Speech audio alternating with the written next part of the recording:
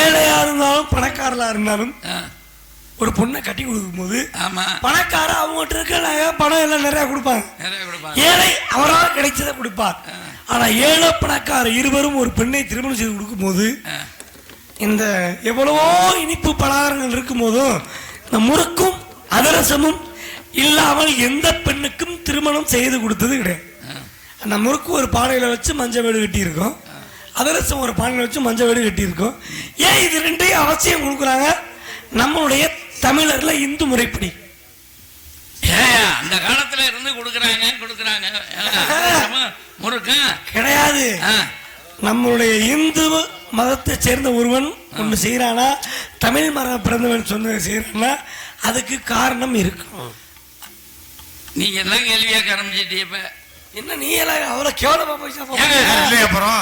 கேட்கறதுனால தப்புன்னு நான் சொல்ல வரலைங்க. கேள்விகள் கேட்பதெல்லாம் பிறப்பதற்காக யாரு வேணாலும் இந்த நாட்டில் கேள்வி கேட்கலாம், அது தப்பு கிடையாது. அது அறிவு சார்ந்த கேள்வியா இருக்கணும். இந்த மாதிரி அதாவது அதுதான் சொல்றேன், அறிவு சார்ந்த கேள்வியா இருக்கணும். அந்த வகையில ஒரு திருமணத்துல ஏன் அதிரசத்தையும் முறுக்கையும் கொடுக்குறாங்க அப்படின்னு தம்பி கேட்கிறாங்க.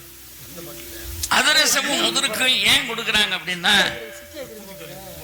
முறுக்கு என்பது ஒரே நாள்ல தயார் பண்ணிடலாம். உடனே மாவை அரைச்சு உடனே முறுக்கு தயார் பண்ணிடலாம். ஆனா அதிரசத்தை ஒரே நாள்ல தயார் பண்ண முடியுமா? தயார் பண்ண முடியாது. அதுக்கு மாவு அரைச்சு அதை பாகு சேர்த்து அது ஒரு 5-6 நாளைக்கு அதை பக்குவப்படுத்தி ஒரு வாரமாவது வச்சு அதுக்கு அப்புறம் தான் அது அதிரசமாக நமக்கு கிடைக்கும். இப்ப இது ரெண்டும் ஏன் கொடுக்குறாங்க அப்படின்னா, இந்த ஒரு நாள்ல தயாராகிற முறுக்கு எப்படி இருக்கும்? குறுக்கு மறுக்குமா? அந்த மாதிரி மாப்பிள்ள, என் தங்கச்சியை உங்களுக்கு கல்யாணம் பண்ணி தர்றேன்.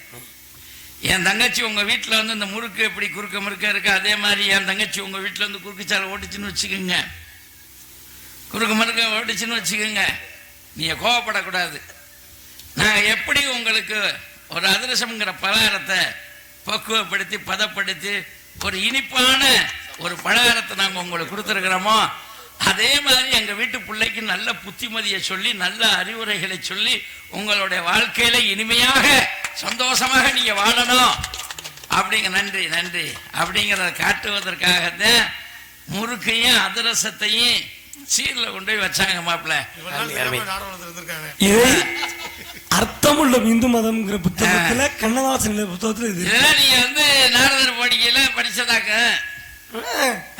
என் அர்த்தமுள்ள இந்து மதம் 11 பாகம் வச்சிருக்கேன், அதுல படிச்சது. அதை படிச்சிட்டு இருக்கீங்க, பரவாயில்ல, வாழ்த்துக்கள். அடுத்த காவல்ல இருக்கிறது யாரு?